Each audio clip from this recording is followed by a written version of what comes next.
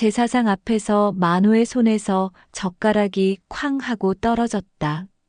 순간 친척들의 얼굴이 굳어지며 숨소리조차 무겁게 흘렀다.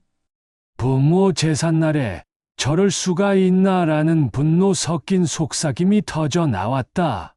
만호의 얼굴은 핏발이 서며 떨렸고 그는 이를 악물며 중얼거렸다. 내 자식이 날 이렇게 짓밟는구나. 절규 같은 목소리가 흘렀다.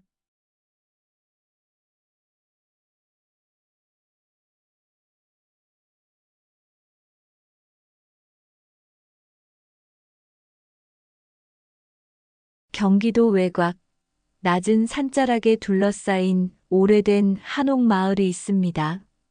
이곳은 아직도 시간이 천천히 흐르는 곳이죠. 아침이면 수탉 울음소리가 골목을 깨우고 저녁이면 마을 회관에서 어르신들의 웃음소리가 들려옵니다. 그 마을 한가운데 기와 지붕이 반듯한 한옥 한 채가 자리 잡고 있었습니다. 이 집의 주인은 박만호, 올해 78입니다. 만호는 평생을 땅과 함께 살아온 사람이었습니다. 젊은 시절엔 남의 땅을 빌려 농사를 지었고 중년엔 악착같이 모은 돈으로 조금씩 땅을 사모았습니다. 이제 그의 손에는 논 몇 마지기와 집 2채, 그리고 이 오래된 한옥이 남아 있었죠. 마을 사람들은 만호를 이렇게 불렀습니다. 만호 형님은 성실과 근검의 표본이지. 실제로 그랬습니다. 만호는 평생 술 한 잔 제대로 마셔본 적 없고 담배도 피우지 않았습니다. 새벽같이 일어나 논에 나가고 해가 질 때까지 일했습니다. 그렇게 모은 재산이었으니 한 푼 한 푼이 땀과 눈물로 만들어진 것이나 다름없었죠. 하지만 만호에게 재산보다 더 소중한 게 있었습니다. 바로 가족이었습니다. 특히 돌아가신 아내에 대한 그리움은 시간이 지나도 옅어지지 않았습니다. 아내는 10년 전 세상을 떠났습니다. 암이었죠. 병원비를 대느라 논 한 마지기를 팔아야 했지만 만호는 후회하지 않았습니다. 아내와 함께한 시간이 그 무엇보다 귀했으니까요. 매년 아내의 기일이 되면 만호는 정성껏 제사를 지냈습니다.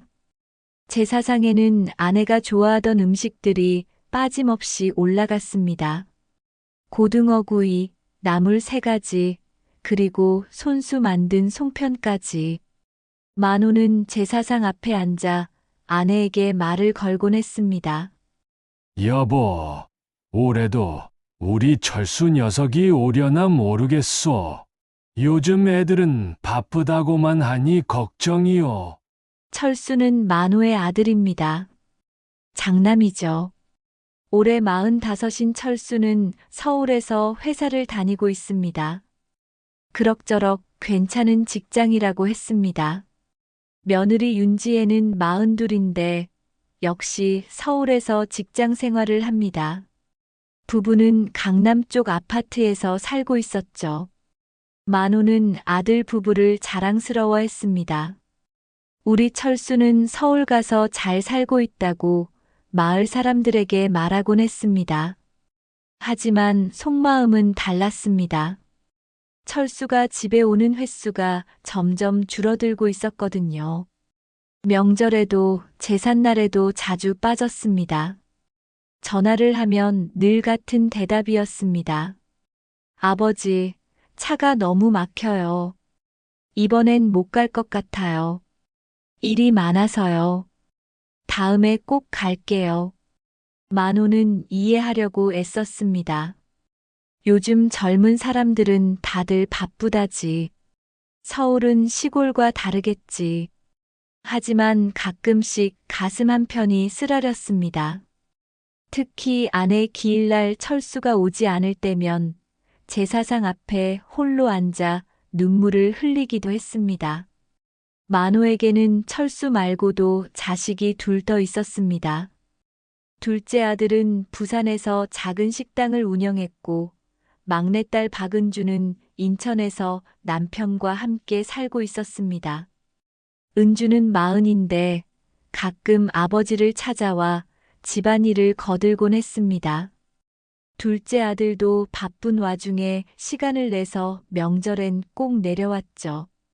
하지만 만호의 마음속엔 장남 철수에 대한 기대가 컸습니다. 장남이니까요. 전통적으로 장남은 집안의 제사를 책임지고 부모를 모시는 역할을 해왔습니다.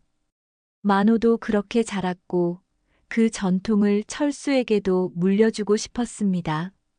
어느 날 저녁 만호는 마을회관에 갔습니다. 동네 어르신들이 모여 막걸리 한잔하며 이야기를 나누는 자리였습니다. 만호는 평소엔 술을 마시지 않았지만 가끔 이런 자리엔 참석했습니다. 사람들과 이야기를 나누는 게 외로움을 달래는 방법이었으니까요. 만호 형님, 요즘 아드님은 어떻습니까? 마을 이장이 물었습니다. 만호는 잠시 망설이다가 대답했습니다. 뭐, 바쁘다고 하더군. 서울 생활이 만만치 않은가 봐. 이장이 고개를 끄덕이며 말했습니다. 요즘 젊은 사람들은 다들 그렇지. 부모 생각은 뒷전이고. 옆에 앉아있던 다른 어르신이 거들었습니다. 그래도 장남이면 재산은 지켜야 하는 거 아닙니까? 요즘 애들은 그런 것도 모르는가 봐. 만호는 씁쓸한 표정으로 막걸리를 한 모금 마셨습니다. 목구멍으로 넘어가는 술이 쓰디쓴 것처럼 느껴졌습니다. 집으로 돌아오는 길 만호는 하늘을 올려다봤습니다. 별이 총총한 밤하늘이었습니다. 아내가 살아있을 때 둘이서 함께 이 길을 걸으며 별을 보곤 했던 기억이 떠올랐습니다. 아내는 늘 이렇게 말했죠. 여보, 우리 철수는 효자가 될 거예요. 그렇게 키웠잖아요. 만호는 중얼거렸습니다. 여보, 당신 말이 맞았으면 좋겠소.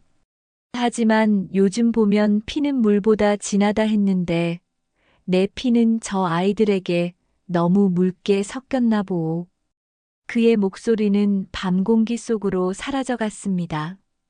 다음 날 아침 만호는 평소처럼 일찍 일어났습니다.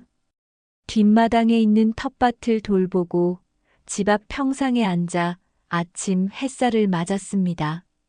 손주들이 어렸을 때 이 평상에서 함께 놀던 기억이 떠올랐습니다. 철수의 아이들도 이제 중학생, 고등생이 되었죠. 하지만 요즘엔 할아버지 집에 오지 않습니다. 학원이 바쁘다는 게 이유였습니다. 만호는 한숨을 쉬었습니다. 세상이 변했습니다. 사람들의 마음도 변했습니다. 하지만 만호는 여전히 옛것을 지키고 싶었습니다. 가족의 전통, 조상에 대한 예의, 그리고 부모와 자식 간의 정 이런 것들이 사라지면 안 된다고 생각했습니다. 곧 아내의 기일이 다가오고 있었습니다. 만호는 벌써부터 제사 준비를 시작했습니다. 시장에 가서 제사에 쓸 재료를 사고 집안을 정리했습니다. 이번엔 철수가 올까요? 만호는 마음속으로 기도했습니다. 제발 이번엔 와라. 내 어머니 기일날만큼은. 아내의 기일이 일주일 앞으로 다가왔습니다. 만호는 평소보다 더 일찍 일어나 집 안 구석구석을 청소했습니다. 먼지 하나 없이 깨끗하게 닦아내고 마당의 낙엽도 말끔히 쓸어냈습니다. 아내가 살아계실 때처럼 집을 단정하게 만들고 싶었습니다. 여보, 올해도 철수가 올 거요. 작년엔 못 왔지만 올해는 꼭 온다고 했소. 만호는 아내의 영정 앞에서 혼잣말을 했습니다. 사진 속 아내는 여전히 따뜻한 미소를 짓고 있었습니다. 사실 철수는 예전엔 꼬박꼬박 집에 왔었습니다. 명절이면 어김없이 내려왔고 제삿날도 빠지지 않았습니다. 며느리 지혜와 손주들까지 데리고 와서 집안이 시끌벅적했던 기억이 납니다. 손주들이 마당을 뛰어다니고 철수는 아버지 옆에 앉아 농사 이야기를 들어주곤 했습니다. 하지만 아내가 돌아가신 후부터 조금씩 달라지기 시작했습니다. 처음엔 눈치채지 못했습니다. 아버지, 이번 추석은 회사 일정이 있어서요. 설날은 처가 쪽 제사가 있어서 못 갈 것 같아요. 만호는 이해했습니다. 직장 생활도 쉽지 않을 테니까요. 그런데 시간이 갈수록 오는 횟수가 확연히 줄어들었습니다. 1년에 두세 번 오던 것이 한두 번이 되었고, 어느새 명절에도 얼굴을 보기 힘들어졌습니다. 전화 통화도 짧아졌습니다. 아버지, 바빠서요. 나중에 다시 전화할게요. 그리고는 전화가 오지 않았습니다. 작년 아내 기일 만호는 일주일 전부터 철수에게 전화를 했습니다. 철수야, 내 어머니 기일이니까 꼭 와야 한다. 철수는 확실하게 대답했습니다. 네, 아버지. 올게요. 걱정 마세요. 만호는 안도했습니다. 하지만 기일 전날 밤 철수에게서 문자가 왔습니다. 아버지, 죄송해요. 갑자기 회사에서 급한 일이 생겨서 못 갈 것 같아요. 정말 미안해요. 만호는 휴대폰을 들여다보며 한참을 멍하니 있었습니다. 믿고 싶지 않았습니다. 손이 떨렸습니다. 전화를 걸었습니다. 철수야, 회사 일이 그렇게 급하냐? 내 어머니 기일인데. 철수의 목소리는 짜증 섞인 피곤함이 묻어났습니다. 아버지, 제가 어떻게 해요? 상사가 당장 오라는데. 다음에 꼭 갈게요. 만호는 더 이상 말할 수 없었습니다. 그날 밤 만호는 혼자 아내의 영정 앞에 앉아 있었습니다. 여보, 우리 철수가 안 온다고 하오. 회사 일이 급하다고 눈물이 흘러내렸습니다. 78평생 자식 때문에 이렇게 마음 아픈 적이 없었습니다. 다음 날 제사를 지낼 때 둘째 아들과 막내딸 은주가 왔습니다. 아버지, 오빠는요? 은주가 물었습니다. 회사 일이 있다더구나. 만호는 짧게 대답했습니다. 은주의 얼굴이 굳었습니다. 형은 너무하는 거 아닙니까? 어머니 기일인데. 둘째 아들도 분노를 감추지 못했습니다. 장남이 없는 제사상은 너무나 허전했습니다. 만호는 제사를 지내는 내내 마음이 무거웠습니다. 회사 일이 정말 그렇게 급했을까? 하루만 시간을 내면 안 되는 걸까? 제사를 마치고 며칠 후 철수에게서 전화가 왔습니다. 아버지, 그때는 정말 죄송했어요. 제사 잘 지내셨죠? 만호는 그래, 잘 지냈다고만 대답했습니다. 철수는 안도한 듯 말했습니다. 다음에 꼭 갈게요. 조만간 시간 내서 갈게요. 하지만 그 조만간은 오지 않았습니다. 몇 달이 지나도 철수는 오지 않았습니다. 전화도 뜸해졌습니다. 문자 메시지는 더 짧아졌습니다.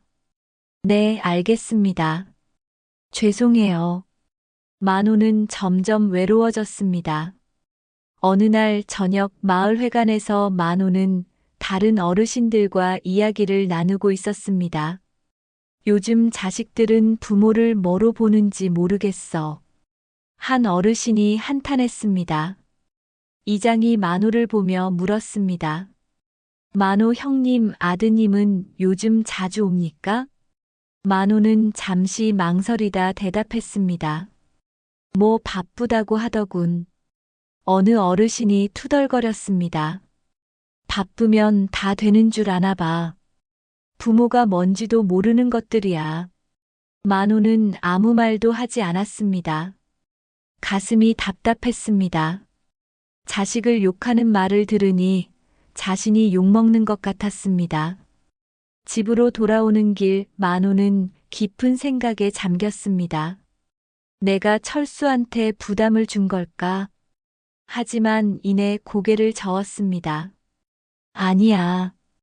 부모 기일에 오는 건 당연한 일이야. 그날 밤 만호는 오래전부터 써온 일기장을 꺼냈습니다. 떨리는 손으로 글을 썼습니다. 철수가 점점 멀어지는 것 같다. 무엇이 잘못된 걸까? 이제 어떻게 해야 할지 모르겠다. 일기장을 덮으며 만호는 한숨을 쉬었습니다. 창밖으로 달빛이 들어왔습니다. 아내가 살아있었다면 뭐라고 했을까요? 여보, 당신이라면 어떻게 했겠소? 하지만 대답은 없었습니다. 고요한 밤만이 만호를 감싸고 있었습니다. 그렇게 1년이 흘렀습니다. 다시 아내의 기일이 다가왔습니다. 만호는 이번에도 일주일 전부터 철수에게 연락을 했습니다. 철수야, 이번엔 꼭 와야 한다. 내 어머니 기일이야. 철수의 대답은 예전과 달랐습니다. 아버지, 제가 요즘 너무 바빠요. 승진 심사 중이라서요. 만호는 참았습니다. 그래도 하루만 시간 내면 되지 않겠니? 철수는 한숨을 쉬었습니다. 아버지, 요즘 세상이 어떤지 아세요? 하루 빠지면 뒤처지는 거예요. 제사는 동생들이 지내면 되잖아요. 그 말에 만호는 할 말을 잃었습니다. 제사를 동생들이 지내면 된다고요? 장남인 내가 지내야 하는 게 아니라, 철수야, 그게 무슨 말이냐? 넌 장남이잖니. 철수의 목소리에 짜증이 섞였습니다. 아버지, 장남이 뭐가 그렇게 중요해요?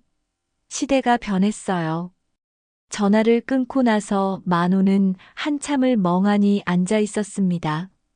시대가 변했다고? 부모 제사를 지내는 게 시대와 무슨 상관이란 말인가? 가슴이 답답했습니다. 아들이 이렇게 변할 줄은 몰랐습니다.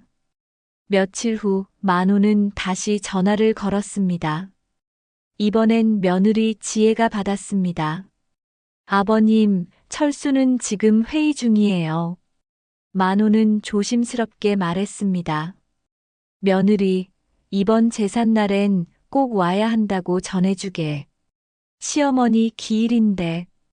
지혜의 목소리는 차가웠습니다. 아버님, 저희도 바쁜 건 마찬가지예요. 애들 학원 스케줄도 있고, 저도 회사 일이 많아요. 제사는 옛날 풍습 아닌가요? 만호는 귀를 의심했습니다. 제사가 옛날 풍습이라고? 며느리, 그게 무슨 말인가? 조상을 모시는 건 당연한 일이야. 지혜는 대놓고 말했습니다. 아버님, 요즘은 아무도 그런 거 안 해요. 저희 친구들도 다 안 하던데요. 시간 낭비예요. 만호는 말문이 막혔습니다. 시간 낭비라니. 전화를 끊은 후 만호는 주저앉았습니다. 며느리의 말이 귓가에 맴돌았습니다. 제사는 옛날 풍습, 시간 낭비. 이게 정말 내 며느리가 한 말인가? 평생 농사 지으며 전통을 지켜온 만호에게는 믿을 수 없는 말이었습니다. 기일 사흘 전 철수에게서 문자가 왔습니다.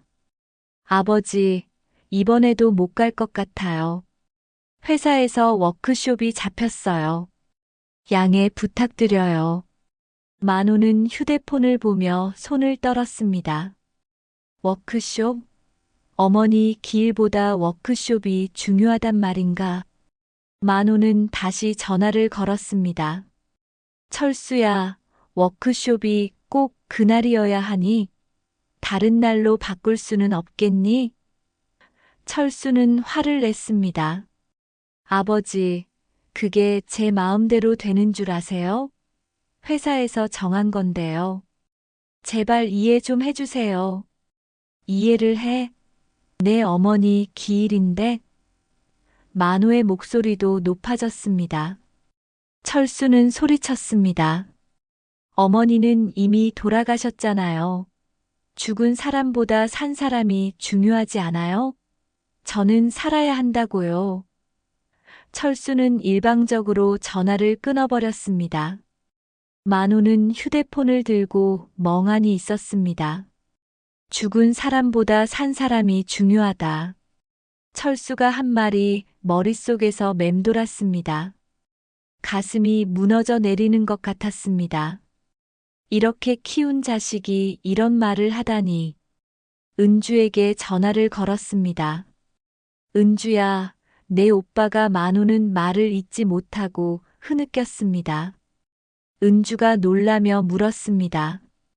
아버지, 무슨 일이세요? 만호는 철수가 한 말을 전했습니다. 은주도 충격을 받았습니다. 오빠가 어떻게 그런 말을. 은주야, 내가 뭘 잘못한 걸까? 왜 철수가 이렇게 변한 거니? 만호의 목소리는 떨렸습니다. 은주는 울먹이며 대답했습니다. 아버지 잘못이 아니에요. 오빠가 변한 거예요. 서울 가서 사람이 변해버린 거예요. 기일 당일 철수는 역시 오지 않았습니다. 만호는 둘째 아들과 은주와 함께 제사를 지냈습니다. 마을 사람 몇몇도 왔습니다. 제사상 앞에 앉아 있는 만호의 얼굴은 창백했습니다. 2년 연속 장남이 어머니 제사에 오지 않은 것입니다. 제사를 마치고 음복을 하는 자리에서 마을 이장이 조심스럽게 물었습니다. 만호 형님, 아드님이 또 못 오셨습니까? 만호는 고개를 끄덕였습니다. 회사 일이 있다고 하더군. 이장이 혀를 찼습니다. 2년 연속이면 좀 심한 거 아닙니까? 다른 어르신도 거들었습니다. 요즘 젊은이들은 부모 제사를 뭘로 보는지 모르겠어. 옛날 같으면 불효자로 낙인 찍혔을 일이지. 만호는 아무 말도 하지 못했습니다. 자식이 욕먹는 걸 듣는 게 너무 괴로웠습니다. 은주가 분위기를 바꾸려고 했습니다. 어르신들 식사하세요. 제가 정성껏 준비했어요. 하지만 자리는 무거웠습니다. 모두가 철수를 비난하는 눈빛이었습니다. 만호는 견딜 수가 없어 자리에서 일어났습니다. 좀 쉬어야겠네.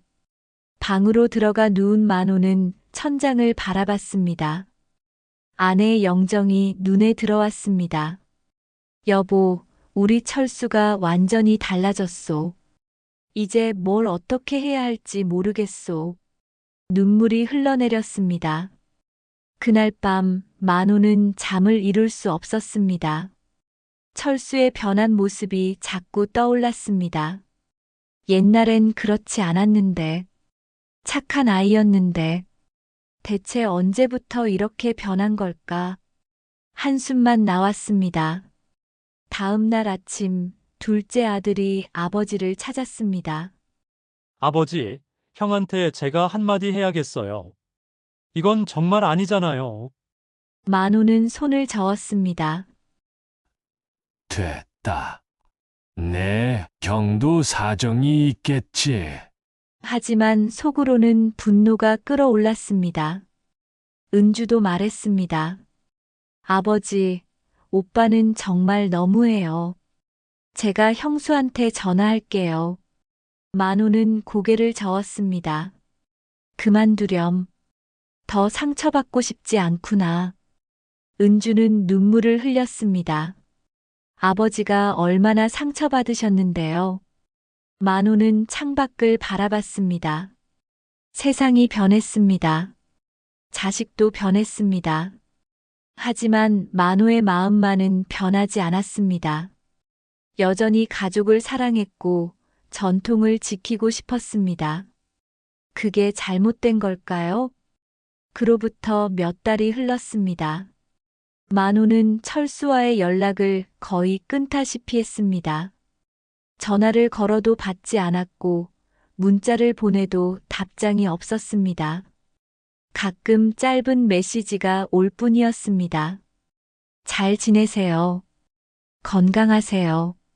그게 전부였습니다. 하지만 만호는 우연히 알게 되었습니다. 철수 부부가 SNS에 올린 사진들을 은주가 조심스럽게 보여줬습니다. 아버지, 이거 보세요. 오빠가 올린 사진인데요. 화면에는 철수 부부가 해외여행을 즐기는 모습이 가득했습니다. 파리의 에펠탑 앞에서, 이탈리아의 콜로세움에서, 일본의 온천에서 환하게 웃고 있는 철수와 지혜의 모습이었습니다. 사진마다 달린 글귀들. 인생은 한 번뿐. 우리만의 시간, 자유를 만끽하는 중. 만호는 사진들을 보며 입술을 깨물었습니다. 여행 갈 시간은 있으면서 아버지 보러 올 시간은 없다는 거지. 만호는 쓰게 웃었습니다. 더 충격적인 건 따로 있었습니다. 철수의 SNS를 자세히 보니 명절이나 제삿날에도 여행을 다녀온 흔적이 있었습니다. 작년 설날엔 동남아 휴양지에 있었고 추석 때는 제주도에 있었습니다. 만호는 주먹을 불끈 쥐었습니다. 이 녀석이 나를 완전히 우습게 보는구나. 분노가 치밀어 올랐습니다. 하지만 동시에 슬픔도 밀려왔습니다. 내가 이렇게 무시당할 일을 한 게 있나? 평생 자식들 위해 살았는데. 어느 날 마을회관에서 어르신들이 모여 있었습니다. 이장이 만호를 힐끔 보며 말했습니다. 만호 형님, 아드님도 SNS 하지 않습니까? 만호는 얼굴이 굳었습니다. 마을 사람들은 이미 알고 있었습니다. 들었습니다만 아드님이 해외여행을 자주 다니신다던데요? 한 어르신이 물었습니다. 만호는 대답하기 싫었지만 어쩔 수 없이 고개를 끄덕였습니다. 어르신들이 혀를 찼습니다. 해외여행 갈 돈은 있으면서 부모 찾아올 시간은 없다니. 요즘 젊은이들은 자기들 즐기는 게 최고지. 부모는 안중에도 없어. 어느 어르신이 분개했습니다. 저런 자식들한테 재산을 물려주면 안 되는 거 아닙니까? 만호의 귀가 번쩍 뜨였습니다. 재산 이야기였습니다. 집으로 돌아온 만호는 깊은 고민에 빠졌습니다. 서랍에서 토지 문서를 꺼내 펼쳐봤습니다. 논 5마지기, 밭 2마지기, 그리고 이 한옥과 도시에 있는 작은 상가 건물. 평생 악착같이 모은 재산이었습니다. 이걸 철수한테 주면 제대로 지킬 수 있을까? 만호는 의문이 들었습니다. 철수는 농사에 관심도 없었고 시골집도 부담스러워했습니다. 오히려 다 팔아버리고 돈으로 바꿀 게 뻔했습니다. 며칠 후 둘째 아들이 부산에서 올라왔습니다. 아버지, 형 때문에 많이 상심하셨죠? 만호는 쓴웃음을 지었습니다. 둘째 아들이 진지하게 말했습니다. 아버지, 형한테 재산 주시면 안 돼요. 형은 다 팔아버릴 거예요. 만호도 같은 생각이었습니다. 그래서 고민 중이다. 하지만 장남한테 안 주면 욕먹을 게 뻔하잖니. 둘째 아들이 고개를 저었습니다. 욕먹어도 괜찮아요. 불효자한테 재산 주는 게 더 큰 잘못이에요. 그때 철수에게서 느닷없이 전화가 왔습니다. 몇 달 만에 전화였습니다. 만호는 놀라며 받았습니다. 여보세요, 철수야? 철수의 목소리는 평소와 달리 다급했습니다. 아버지, 제가 좀 급한 일이 생겨서요. 무슨 일인데? 만호가 물었습니다. 철수는 망설이다 말했습니다.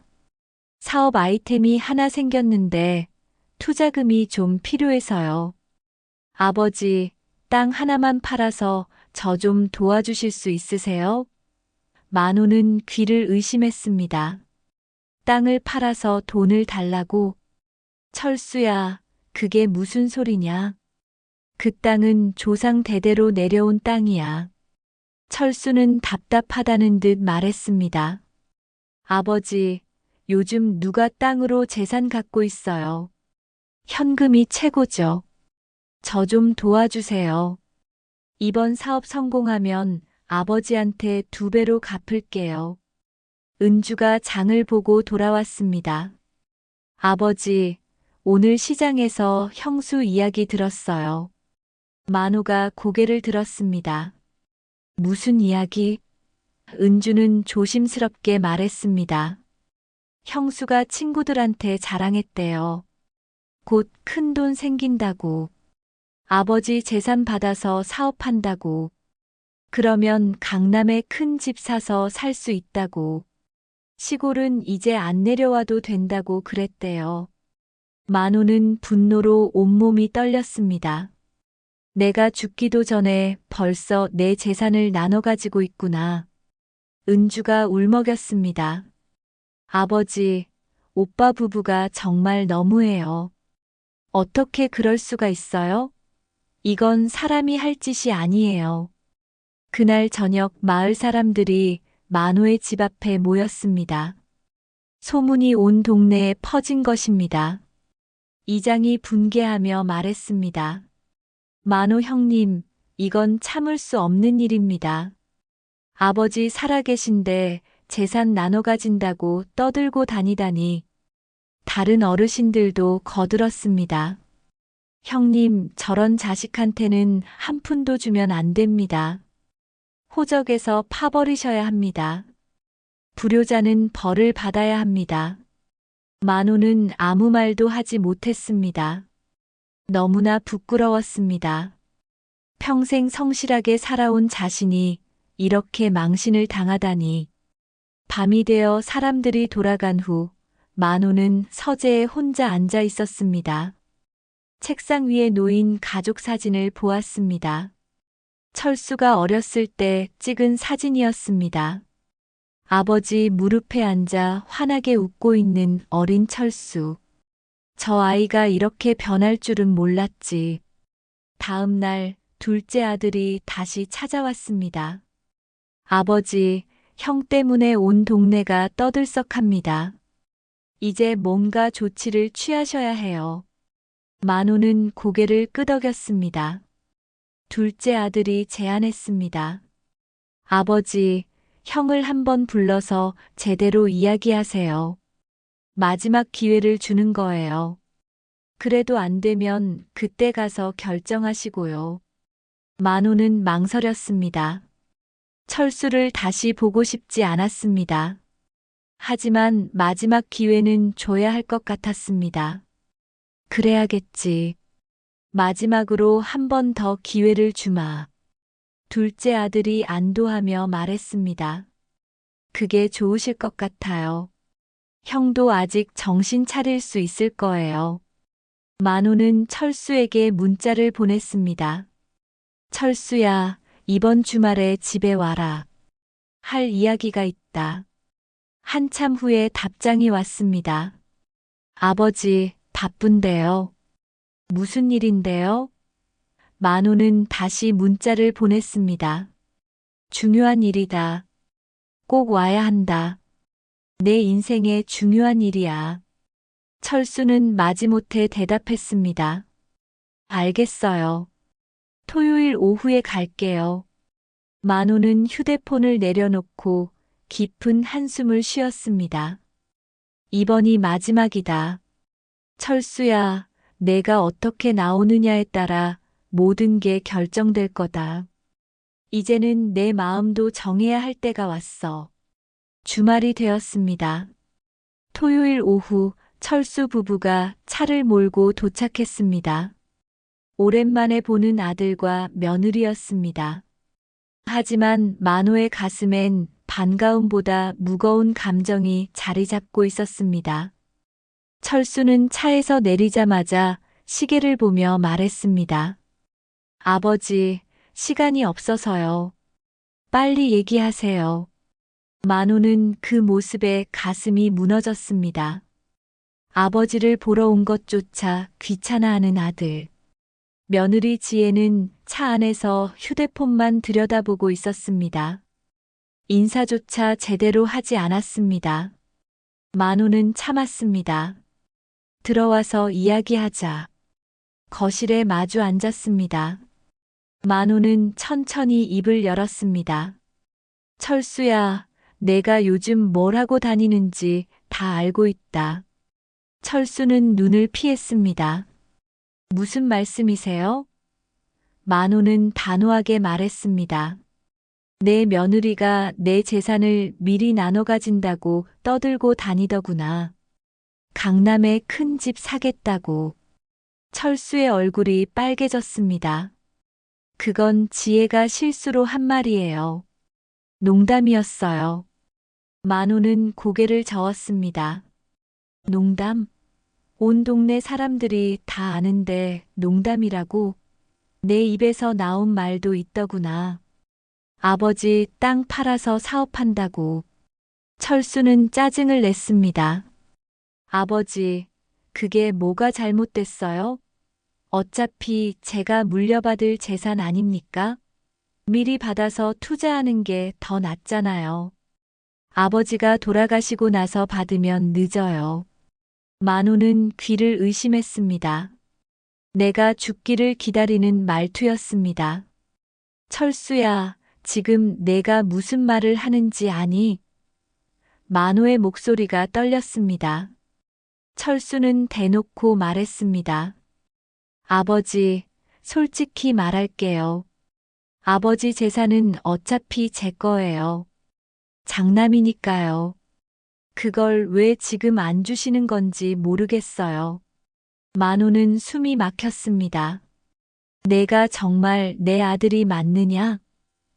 철수는 냉정하게 대답했습니다. 아버지, 요즘 시대가 어떤데요? 제사도 안 지내는 세상이에요. 재산만 물려주시면 됩니다. 나머지는 신경 안 쓰셔도 돼요. 만호의 눈에서 눈물이 흘러내렸습니다. 제사도 안 지낸다고? 내 어머니가 들으면 얼마나 슬퍼하시겠니? 철수는 비웃었습니다. 어머니는 이미 돌아가셨어요. 죽은 사람한테 뭘 바라세요? 산 사람이 중요하죠. 밖에서 듣고 있던 은주가 참지 못하고 들어왔습니다. 오빠, 어떻게 그런 말을 해? 어머니가 들으면 가슴에 못 박힐 소리야.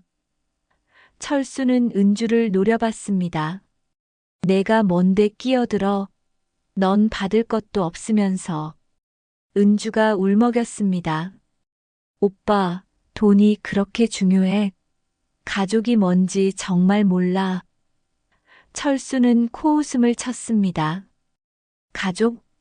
가족이면 뭐해? 돈 없으면 다 소용없어. 내가 서울에서 얼마나 치열하게 사는지 너희는 몰라.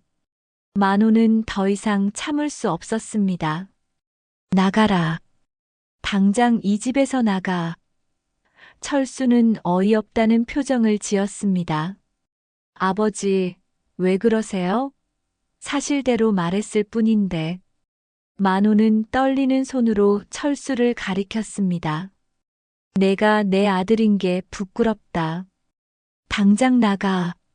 철수는 일어서며 비아냥거렸습니다. 좋아요. 갈게요. 하지만 아버지, 나중에 후회하지 마세요. 저 없으면 아버지 누가 돌봐드릴 건데요? 만호는 소리쳤습니다. 내 걱정은 안 받는다. 나가. 철수는 문을 향해 걸어갔습니다. 문 앞에서 돌아서며 마지막으로 말했습니다. 아버지, 그럼 재산 분배 어떻게 하실 건지 변호사 통해서 연락하세요. 저는 제목 받을 겁니다. 그리고는 문을 쾅 닫고 나갔습니다. 만호는 주저앉았습니다. 온몸에 힘이 빠졌습니다. 은주가 아버지를 부축했습니다. 아버지, 괜찮으세요? 만호는 눈물을 흘리며 중얼거렸습니다. 내가 뭘 잘못한 걸까? 저렇게 키운 게 내 잘못인가? 둘째 아들이 급히 들어왔습니다. 아버지, 형이 막 나가던데 무슨 일이에요? 은주가 오빠가 한 말들을 전했습니다. 둘째 아들은 분노로 얼굴이 붉어졌습니다. 형이 정말 이젠 사람도 아니네요. 밖에서 철수 부부의 차가 떠나는 소리가 들렸습니다. 만호는 창밖을 바라봤습니다. 차는 빠르게 사라졌습니다. 뒤도 돌아보지 않고 만호는 알았습니다. 이제 정말 끝이라는 것을, 철수는 돌아오지 않을 것이라는 것을. 그날 밤 만호는 아내의 영정 앞에 앉았습니다. 여보, 이제 결정했소. 철수한테는 한 푼도 안 줄 거요. 저런 자식한테 재산을 물려줄 수는 없소. 눈물이 뚝뚝 떨어졌습니다. 미안하오. 장남을 제대로 못 키운 게 내 잘못이오. 은주와 둘째 아들이 걱정스러운 얼굴로 아버지를 바라봤습니다. 아버지, 이제 어떻게 하실 거예요? 만호는 결연한 표정으로 대답했습니다. 내일 변호사를 찾아가겠다. 유언장을 제대로 작성해야겠어. 다음 날 아침 만호는 마을 이장에게 전화를 했습니다. 이장님, 변호사 좀 소개해 주시오. 유언장을 쓰려고 하오. 이장은 놀라며 물었습니다. 형님, 무슨 일이십니까? 만호는 담담하게 대답했습니다. 철수를 상속에서 제외하려고 하오. 소문은 순식간에 퍼졌습니다. 마을 사람들은 모두 만호의 결정을 지지했습니다. 당연한 일이지. 불효자는 벌 받아야지. 형님이 잘하신 겁니다. 만호는 마음을 굳게 먹었습니다. 이제 돌아갈 수 없는 강을 건넌 것입니다. 며칠 후 만호는 변호사 사무실을 다녀왔습니다. 유언장을 정식으로 작성했습니다. 장남 철수는 상속에서 완전히 제외했습니다. 대신 둘째 아들과 막내딸 은주에게 재산을 분배하기로 했습니다. 변호사는 조언했습니다. 아드님이 나중에 이의를 제기할 수 있습니다만 정당한 사유가 있으니 문제 없을 겁니다. 만호는 집으로 돌아와 서재에 유언장 사본을 넣어뒀습니다. 가슴 한편이 무거웠습니다. 장남을 상속에서 제외한다는 게 쉬운 결정은 아니었습니다. 하지만 더 이상 참을 수 없었습니다. 불효자에게 재산을 물려줄 수는 없었습니다. 그날 저녁 은주와 둘째 아들을 불렀습니다. 너희한테 할 말이 있다. 두 사람은 긴장한 표정으로 앉았습니다. 만호는 천천히 말했습니다. 오늘 유언장을 작성했다. 철수는 제외하고 너희 둘에게 재산을 나눠주기로 했어. 은주가 눈물을 글썽이며 말했습니다.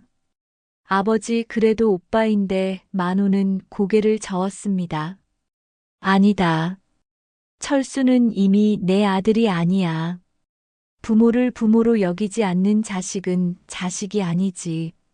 둘째 아들도 숙연한 표정이었습니다. 아버지 결정을 따르겠습니다. 만호는 두 자식을 바라보며 말했습니다. 너희는 달랐어.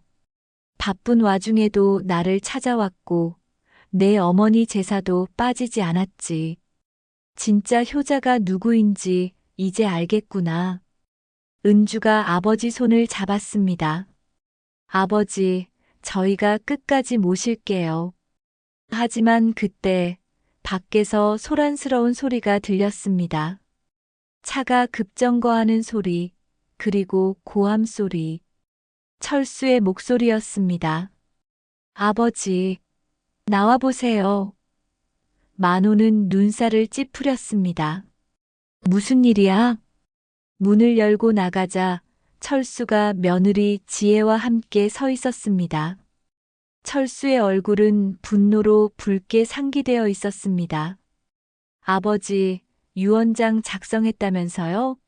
저를 빼고. 만호는 담담하게 대답했습니다. 그래, 그랬다. 문제라도 있니? 철수는 소리쳤습니다. 문제가 없긴요. 저는 장남이에요. 당연히 재산을 받아야죠. 만호는 냉정하게 말했습니다. 장남이면 뭐하니? 부모 기일날 골프 치러 다니고 재산만 노리는 자식한테 줄 건 없다. 지혜가 끼어들었습니다. 아버님, 법적으로 유류분이라는 게 있어요. 아무리 그래도 저희 몫은 있다고요. 만호는 변호사에게서 들은 이야기를 꺼냈습니다. 유류분? 그것도 정당한 사유가 있으면 제외될 수 있다고 들었다. 너희들이 한 짓이 정당한 사유지. 철수는 믿을 수 없다는 표정이었습니다. 아버지, 정말 이러실 거예요? 평생 키워준 은혜를 이렇게 갚으시려고요? 만호는 웃음이 나왔습니다. 은혜? 내가 나한테 무슨 은혜를 갚은 적이나 있니? 오히려 내가 평생 너한테 은혜를 베풀었지. 마을 사람들이 하나둘 모여들기 시작했습니다. 소란을 듣고 나온 것입니다. 철수는 주변을 둘러보더니 더 큰 목소리로 외쳤습니다. 여러분, 우리 아버지가 장남인 저를 상속에서 제외했어요. 이게 말이 됩니까? 하지만 마을 사람들의 반응은 차가웠습니다. 이장이 나서서 말했습니다. 철수 씨, 당신이 뭘 했는지 우리 다 알아요. 어머니 기일날 여행 다니고 아버지 재산 미리 나눠 가진다고 떠들고 다녔잖아요. 다른 어르신도 거들었습니다. 불효자가 무슨 재산을 받겠다고 그래요? 철수는 당황했습니다. 그건 오해예요. 제 사정이 있었어요. 마을 사람들은 고개를 저었습니다. 오해가 아니라 사실이잖아. 형님이 잘하신 겁니다. 저런 자식한테 재산 주면 안 되지. 지혜가 울먹이며 말했습니다. 아버님, 제발 다시 생각해 주세요. 저희도 살아야 해요. 사업 자금도 필요하고 애들 교육비도 들어가는데 만호는 단호하게 말했습니다. 그건 니네가 알아서 할 일이지. 내 재산으로 해결하려고 하지 마라. 철수는 마지막으로 매달렸습니다. 아버지, 제발요. 저 잘못했어요. 다시 생각해 주세요. 하지만 만호는 돌아섰습니다. 이제 할 말 없다. 돌아가거라. 이 집에 다시는 오지 마라. 철수는 절규했습니다. 아버지, 정말 이러실 겁니까? 저는 아버지 아들이에요. 만호는 뒤돌아보지 않고 대답했습니다. 아들, 너 같은 불효자는 내 아들이 아니다. 이제 남남이야. 철수는 그 자리에 주저앉았습니다. 지혜도 울기 시작했습니다. 하지만 아무도 그들을 동정하지 않았습니다. 마을 사람들은 차가운 눈빛으로 바라볼 뿐이었습니다. 자업자득이지. 불효하면 저렇게 되는 거야. 은주가 조용히 말했습니다. 오빠, 이제 그만 가요. 더 이상 아버지 괴롭히지 말고. 철수는 은주를 노려봤습니다. 내가 이렇게 만든 거지. 아버지한테 나쁜 소리 했지? 은주는 고개를 저었습니다. 오빠가 스스로 그렇게 만든 거예요. 철수는 비틀거리며 일어났습니다. 지혜도 따라 일어났습니다. 철수는 마지막으로 집을 돌아봤습니다. 자신이 자라난 집, 추억이 담긴 집. 하지만 이제 더 이상 자신의 집이 아니었습니다. 불효의 대가였습니다. 차에 오른 철수 부부는 떠났습니다. 뒤도 돌아보지 않고 마을 사람들은 그 모습을 말없이 지켜봤습니다. 만호는 집 안으로 들어갔습니다. 가슴이 무거웠지만 후회는 없었습니다. 올바른 결정을 한 것입니다. 그로부터 몇 주가 지났습니다. 마을에는 평화가 찾아왔습니다. 철수는 다시 나타나지 않았고 전화도 오지 않았습니다. 만호는 그게 다행이라고 생각했습니다. 이제는 정말 끝이었습니다. 장남과의 인연도 기대도 모두 끝났습니다. 어느 날 아침 만호는 아내의 영정 앞에 앉았습니다. 여보, 이제 마음이 좀 편해졌소. 옳은 결정을 한 것 같소. 사진 속 아내는 여전히 미소 짓고 있었습니다. 만호는 그 미소를 보며 위안을 얻었습니다. 은주가 찾아왔습니다. 손에 음식을 가득 들고, 아버지, 제가 반찬 만들어 왔어요. 만호는 고맙다는 표정으로 딸을 맞았습니다. 고맙다, 은주야. 내가 있어서 아버지는 든든하구나. 은주는 환하게 웃었습니다. 둘째 아들도 부산에서 올라왔습니다. 아버지, 건강하시죠? 만호는 고개를 끄덕였습니다. 그래, 너희들이 자주 와주니 외롭지 않아. 둘째 아들이 말했습니다. 아버지, 이제 저희가 제대로 모실게요. 걱정 마세요. 그날 저녁 세 사람은 함께 식사를 했습니다. 오랜만에 따뜻한 가족의 시간이었습니다. 만호는 밥을 먹으며 생각했습니다. 가족이란 게 피로만 이어지는 게 아니구나. 진짜 가족은 마음으로 이어지는 거지. 식사 후 만호는 서재에서 낡은 편지 한 장을 꺼냈습니다. 오래전에 써둔 것이었습니다. 거기에는 이런 구절이 적혀 있었습니다. 재산은 피가 아니라 마음을 잇는 자에게 물려주리라. 아내가 살아있을 때 함께 생각하며 쓴 글귀였습니다. 만호는 은주와 둘째 아들을 불렀습니다. 너희한테 보여줄 게 있다. 편지를 내밀었습니다. 두 사람은 편지를 읽고 눈물을 글썽였습니다. 아버지 만호는 따뜻하게 말했습니다. 너희 어머니와 내가 평생 생각한 거야. 진짜 가족이 뭔지. 은주가 울먹이며 말했습니다. 아버지, 저희가 끝까지 지켜드릴게요.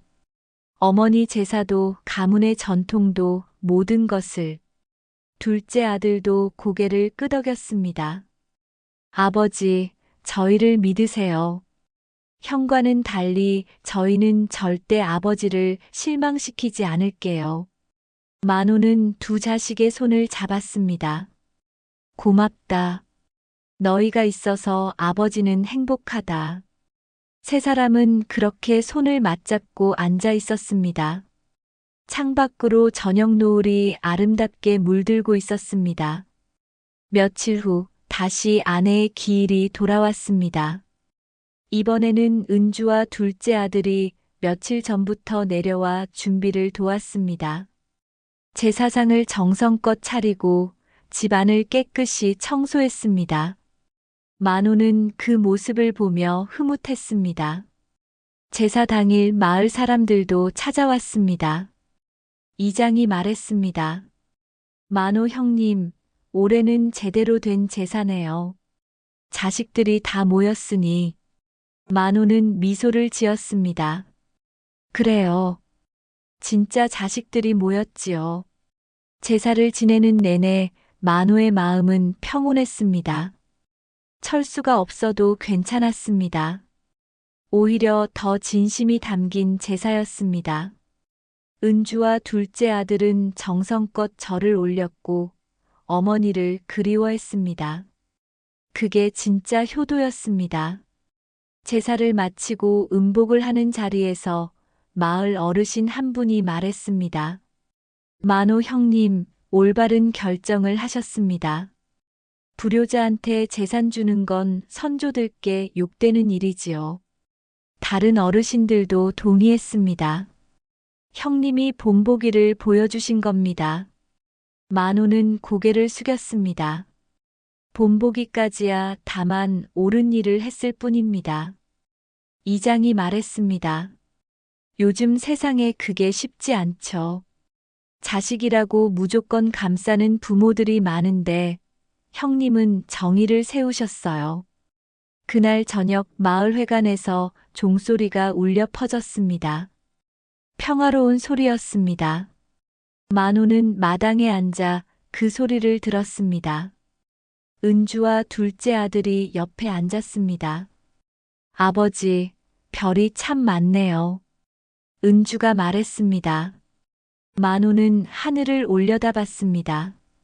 그래, 내 어머니도 저 별 중 하나가 되어 우릴 지켜보고 있을 거야. 둘째 아들이 말했습니다. 어머니도 아버지 결정을 기뻐하실 겁니다. 만호는 고개를 끄덕였습니다. 그러길 바란다. 며칠 후 은주가 가져온 소식이 있었습니다. 아버지, 오빠가 사업에 실패했대요. 친구한테 들었어요. 만호는 별다른 반응을 보이지 않았습니다.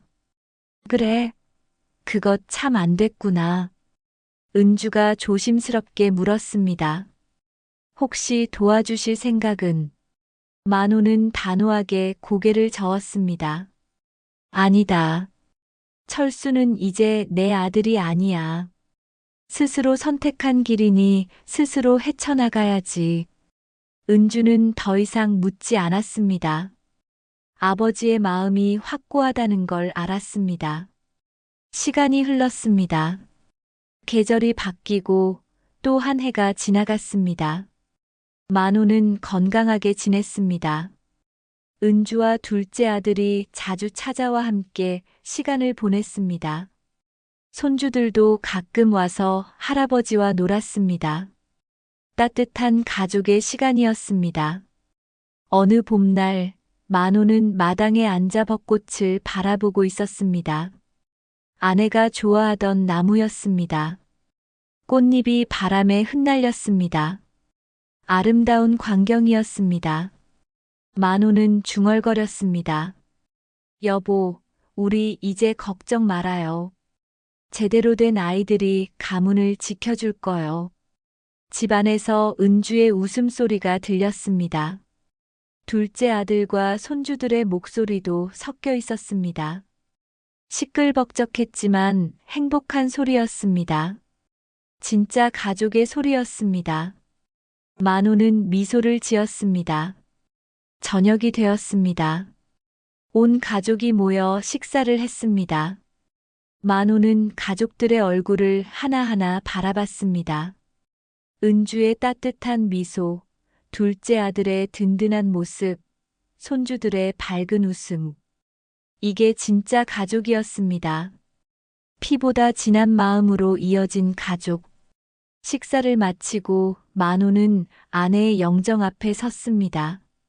잔을 올리며 속삭였습니다. 여보, 이제 걱정 말아요. 우리 가문은 바른 길을 가고 있소. 피는 물보다 진하다고 했지만 진짜 진한 건 마음이었소. 그걸 이제야 알았소. 창밖으로 마을의 종소리가 울려 퍼졌습니다. 평화롭고 잔잔한 소리였습니다. 만호는 창가에 섰습니다. 마을 사람들이 하나둘 집으로 돌아가는 모습이 보였습니다. 저녁 연기가 피어오르고 불빛이 하나씩 켜졌습니다. 만호는 깊은 숨을 들이쉬었습니다. 비극과 분노, 배신과 슬픔의 시간이 지나갔습니다. 이제 남은 건 평화와 희망이었습니다. 가족은 새로운 질서를 찾았고 진정한 의미의 효를 되찾았습니다. 이제야 제대로 됐구나. 만호는 중얼거렸습니다. 그의 얼굴에는 평온한 미소가 번졌습니다. 밖에서 은주가 불렀습니다. 아버지, 차 드세요. 만호는 대답했습니다. 그래, 지금 간다. 만호는 마지막으로 아내의 사진을 바라봤습니다. 여보, 우리 잘했소. 옳은 길을 택했소. 그리고는 가족들이 있는 거실로 걸어갔습니다. 따뜻한 웃음소리가 가득한 곳으로, 진짜 가족이 있는 곳으로. 저녁 종소리는 계속 울려 퍼졌습니다. 마을을 감싸고 집을 감싸고 가족을 감싸며 새로운 시작을 알리는 소리였습니다. 비극의 끝에서 찾은 희망, 분노 너머의 평화. 그것이 바로 진정한 가족의 의미였습니다. 오늘 사연도 끝까지 들어주셔서 감사합니다. 여러분의 공감과 응원이 큰 힘이 됩니다. 여러분이 만수 입장이 된다면 어떠실까요? 다음에 더 좋은 이야기로 찾아뵙겠습니다.